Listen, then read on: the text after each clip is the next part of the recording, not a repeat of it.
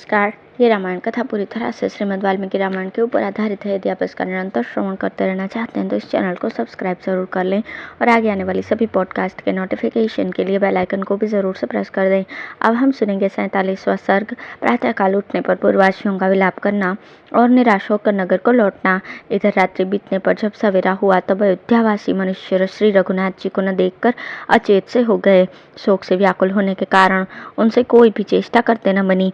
वे शोक जनित अश्रु बहाते हुए अत्यंत खिन्न हो गए तथा इधर उधर उनकी खोज करने लगे, परंतु उन दुखी पूर्ववासियों को श्री राम किधर गए इस बात का पता देने वाला कोई चिन्ह तक दिखाई नहीं दिया।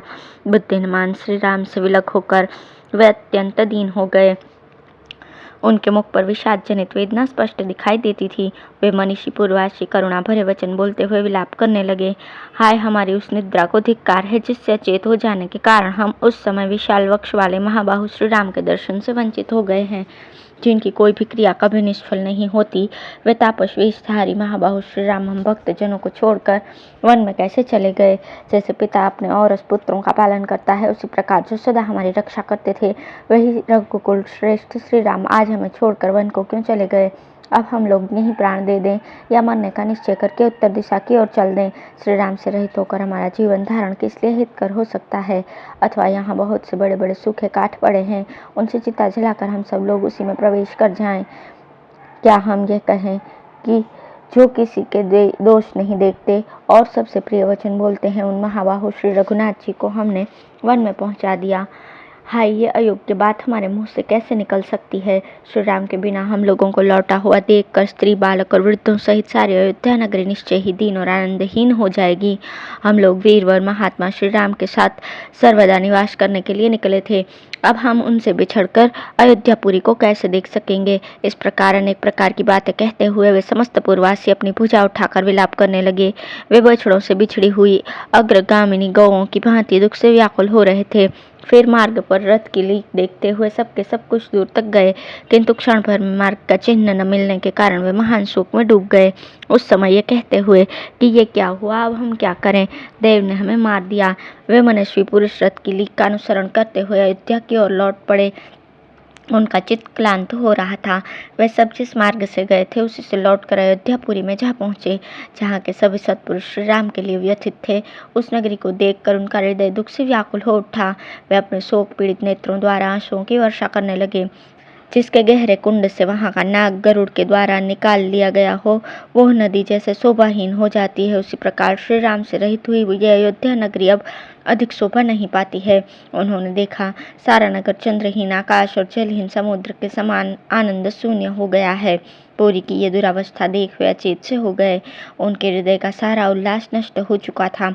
वे दुख से पीड़ित होकर उन महान वैभव संपन्न गृहों में बड़े क्लेश के साथ प्रविष्ट होकर सबको देखते हुए भी अपने और पराये की पहचान न कर सके। अभय नगर निवासिनी स्त्रियों का विलाप करना। इस प्रकार जो विषादग्रस्त, अत्यंत पीड़ित, शोकमग्न तथा प्राण त्याग देने की इच्छा से युक्त होकर नेत्रों से आंसू बहा रहे थे, श्री रामचंद्र जी के साथ जाकर भी जो उन्हें लिए बिना लौट आए थे और इसलिए जिनका चित ठिकाने नहीं था, उन नगर निवासियों की ऐसी दशा हो रही थी मानो उनके प्राण निकल गए हों। वे सब अपने अपने घर में आकर पत्नी और पुत्रों से घिरे हुए आंसू बहाने लगे। उनके मुख अश्रुधारा से आच्छादित थे। उनके शरीर में हर्ष का कोई चिन्ह दिखाई नहीं देता था तथा मन में भी आनंद का अभाव ही था। वैश्यों ने अपनी दुकानें नहीं खोली। क्रय विक्रय की वस्तुएं बाजारों में फैलाई जाने पर भी उनकी शोभा नहीं हुई। उस दिन गृहस्थों के घर में चूल्हे नहीं जले, रसोई नहीं बनी। खोई हुई वस्तु मिल जाने पर भी किसी को प्रसन्नता नहीं हुई। विपुल धनराशि प्राप्त हो जाने पर भी किसी ने उसका अभिनंदन नहीं किया। जिसने प्रथम बार पुत्र को जन्म दिया था, वो माता भी आनंदित नहीं हुई। प्रत्येक घर की स्त्रियां अपने पतियों को श्री राम के बिना ही लौट कर आए देखकर रो पड़ी और दुख से आतुर होकर कठोर वचनों द्वारा उन्हें कोसने लगी, मानो महावत अंकुशों से हाथियों को मार रहे हों। वे बोली, जो लोग श्री राम को नहीं देखते, उन्हें घर द्वार, स्त्री पुत्र, धन दौलत और सुख भोगों से क्या प्रयोजन है? संसार में एकमात्र लक्ष्मण ही सत्पुरुष हैं, जो सीता के साथ श्री राम की सेवा करने के लिए उनके पीछे पीछे वन में जा रहे हैं। उन नदियों, कमल मंडित बावड़ियों तथा सरोवरों ने अवश्य ही बहुत पुण्य किया होगा, जिनके पवित्र जल में स्नान करके श्री रामचंद्र जी आगे जाएंगे। जिनमें रमणीय वृक्षावलियां शोभा पाती हैं। वे सुंदर वन श्रेणियां, बड़े कछार वाली नदियां और शिखरों से संपन्न पर्वत श्री राम की शोभा बढ़ाएंगे। श्री राम जिस वन अथवा पर्वत पर जाएंगे, वहां उन्हें अपने प्रिय अतिथि की भांति आया हुआ देख वे वन और पर्वत उनकी पूजा किए बिना नहीं रह सकेंगे। विचित्र फूलों के मुकुट पहने और बहुत सी मंजरियां धारण किए भ्रमरों से सुशोभित वृक्ष वन में श्री रामचंद्र जी को अपनी शोभा दिखाएंगे। वहां के पर्वत अपने यहाँ पधारे हुए श्री राम को अत्यंत आदर के कारण असमय में भी उत्तम उत्तम फूल और फल दिखाएंगे।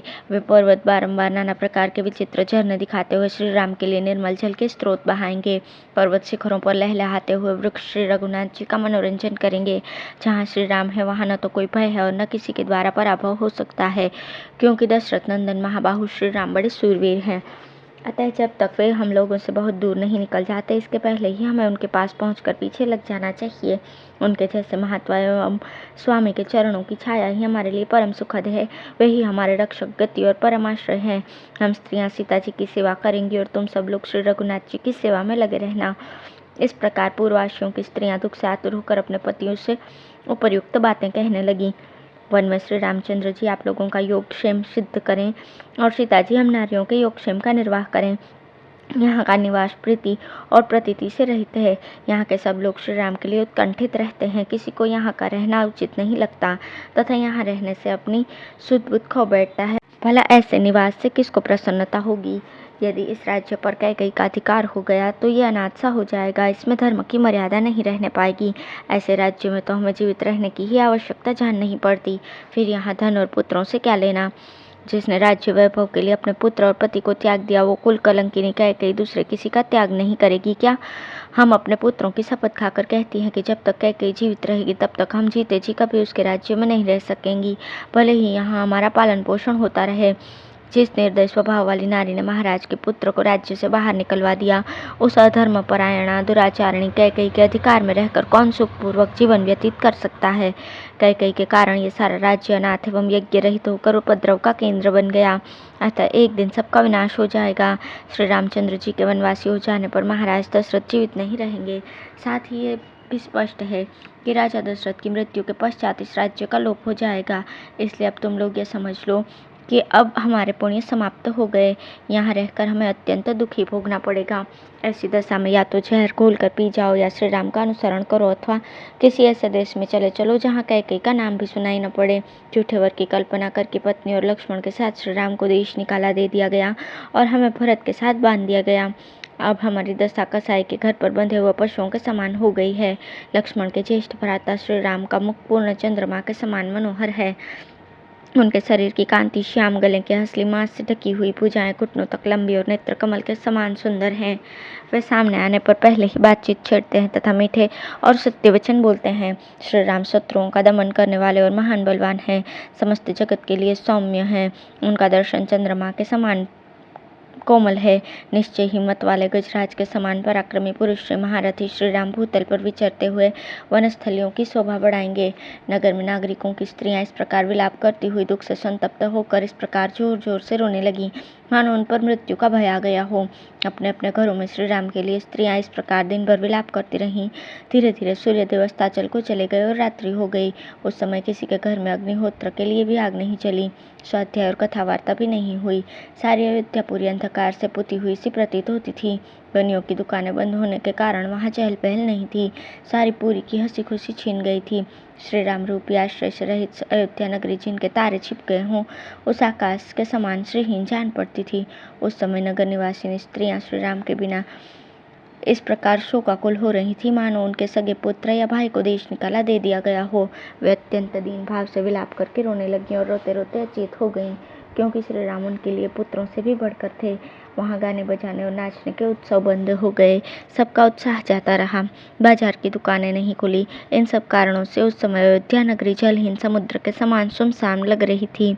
इस प्रकार श्री वाल्मीकि निर्मित रामायण आदि काव्य के अयोध्या कांड में 48वां सर्ग पूर्ण हुआ। धन्यवाद।